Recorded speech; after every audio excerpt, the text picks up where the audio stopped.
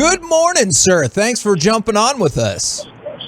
Hey, good morning, guys. Thank you for having me. Absolutely. So we heard that perhaps you had some family or friends out in the greater LA area. Did you tell them leading up to this game that we were going to beat the Lakers? I mean, I never guarantee any wins. I haven't done that since college, but I definitely said there was a good chance. And I had like about 40 family members there, born and raised in South Central. So, it was a great experience for me. Go ahead. Well, I was wondering this before we get into Maverick stuff. When you're playing in that building, it's the Lakers and the Clippers building. I know it's lit up differently. Is there a different feeling from being an NBA basketball player when you go into that building versus the Lakers versus the Clippers? Or is it like, it's the same building, it's just lit up different for the fans? Nah, man, I'm not here to cause any beef, but Lakers and Clippers are two completely different franchises. I've never played for either, so it's just from the outside looking in, but there's a ton more energy for the Lakers than the Clippers. It just is what it is. They're historic. As a shooter, is it any different, though, with the lights dimmed higher or in other areas than when bright lights up everywhere? Honestly, I don't feel like I've even played on the West Coast enough to really calculate that difference. Usually when I'm coming home, I'm just excited to play in front of family. Nice. Talking with Spencer Dinwiddie right here on 105 through the Fan. Now, obviously, big game against the Lakers last night, but the montage we hit was a huge game against Golden State. I know you're still working your way in with the Mavericks, but how have you felt specifically with those last couple of games? I felt great. I've had my teammates pushing me to be aggressive and make plays, try to get in the paint and get it to our shooters and or, make a layup. And I feel like, with each passing game, I get more comfortable. It's just a credit to them for help me out and encourage me to be aggressive.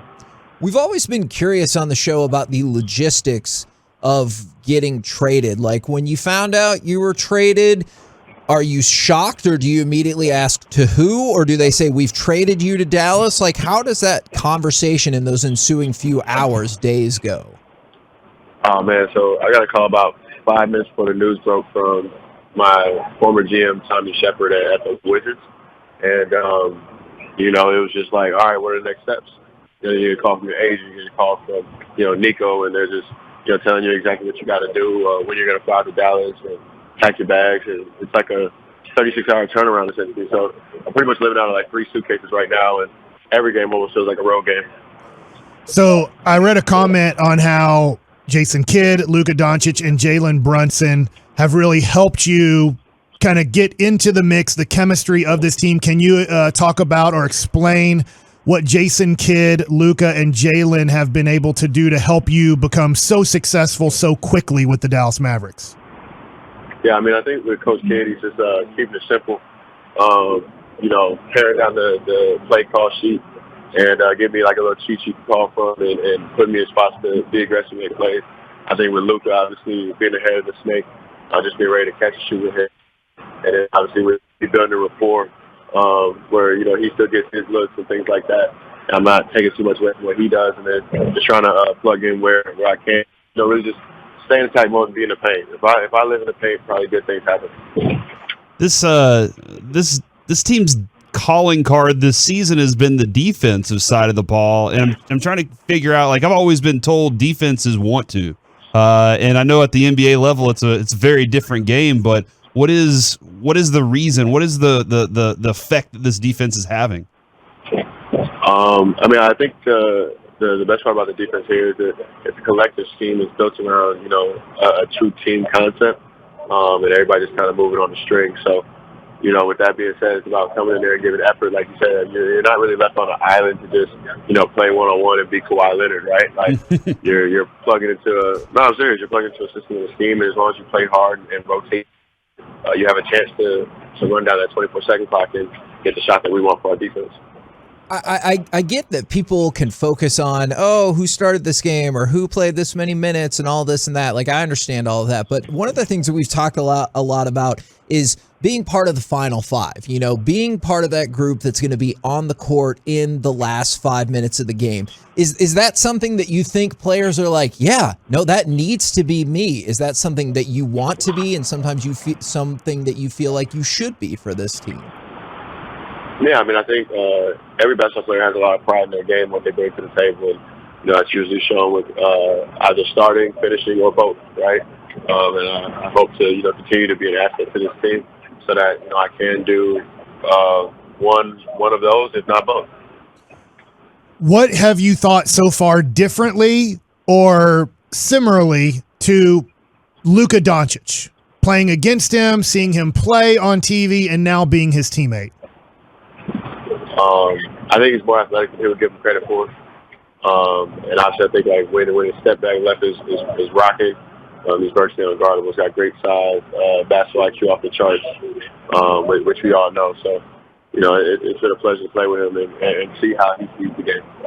When he dunked over Dwight Howard last night, did he say he was the best dunking big man in the game, or is that a no? I didn't hear him say that, but shoot, he should. Why not? Hey man, I was looking around, kind of checking some things out, and I saw that your Twitter avatar is Naruto and the Nine-Tailed Beast, and I was just kind of talking about that with my kid, and I was like, I wonder if there's any significance with this, because he and I watched a bunch of different anime series. Is there a significance to that picture specifically for you? Yeah, I mean, I like anime in general, and then when Naruto, when Kurama died, like I was actually hurt. So that was like a tribute. Like it was serious for me. Like just seeing the maturation of the Nine-Tailed Fox, the evolution of him going from like beast to friend to village savior, and then obviously sacrificing himself so that Naruto doesn't die in battle with Ishiki. I love everything about the show. So it's hard. I mean, they nerfed my favorite character, so his son can be the man now, but it is what it is. Are there any other, like my kids also loved Hunter x Hunter, and they were kind of into that, and I know one of our guys that works here, he was actually a voice for One Piece, so like, are there any other ones that you like too? Yeah. Nah, so I watch One Piece a lot. Obviously Dragon Ball Z goes without being said. Samurai X, Yu Yu Hakusho. Those are probably the main ones. Nice. Come back to mind. Do you think in the off season? I'm also watching Boruto too. Nice. Do you think in the off season we should start a anime podcast and we could just kind of get that going with you as one of our special guests? Hey, I'm down. Fantastic. We start with the Cowboy Bebop crossover. We'll start with that first. There we go. All right, Spencer. So as the Maverick fan gets to know you as a person, I was reading the book Can't Knock the Hustle, and I know you're part of that book, and you have a lot of interest off the court. For Maverick fans getting to know you, what are some of your main interests, obviously, besides playing basketball? I love my son. I love cryptocurrency. I like to cook. I like anime.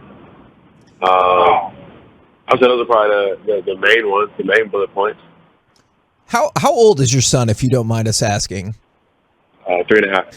All right, nice. So tell me if you think I've made a tactical error here. I'm about to have, my son is a junior in high school, and so obviously next year he'll be a senior. Right about the time he starts his senior year in high school, we're going to have another baby, and I'm going to have another son. Yep. Yes, for real. He's on the way. Do you think it was a tactical error by me to spread my children 18 years apart?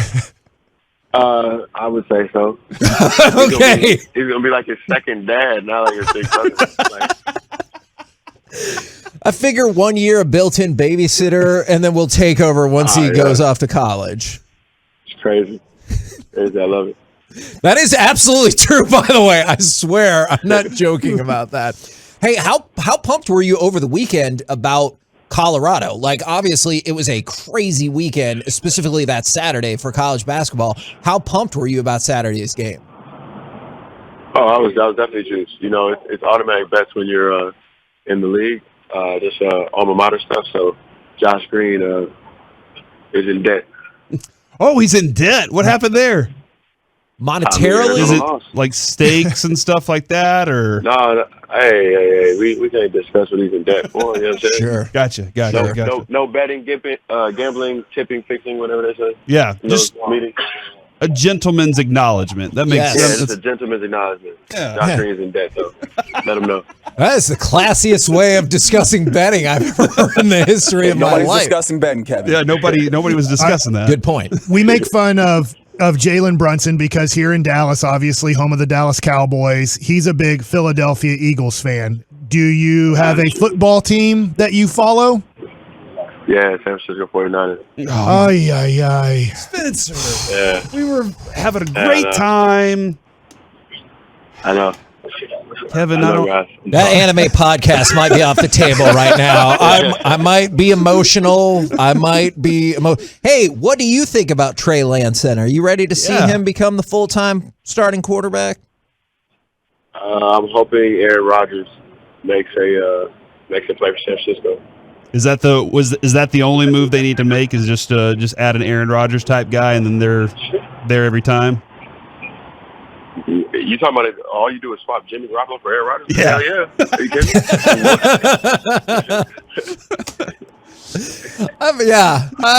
I could see how that would work out. All right, well, I guess we could probably put our differences aside on that one issue right there. Yeah, man. Hey, listen, this we're all Mavs fans. We all grew up here in the Dallas area. We've all been big Mavs fans. We're really excited. We wanted to get you a while back. We were hoping the Mavs would go pursue you. That was kind of a quick thing, though. You signed quickly with Washington, but we're happy that you're here. Yeah. We're excited to see what you got for the future. We need a playoff series win. All right, are we working our way to a playoff series win, Spencer? Oh yeah, I mean, I think that's the goal. Obviously, we're fighting for home court right now, so we're not in this thing to be a first round exit. We're trying to push it as far as it can go. But we understand there are other good teams in the West too. Man, appreciate the time very, very much. Thanks for talking with us about a whole variety of topics, and we'd love to have you on again at any point. No doubt. Let me know.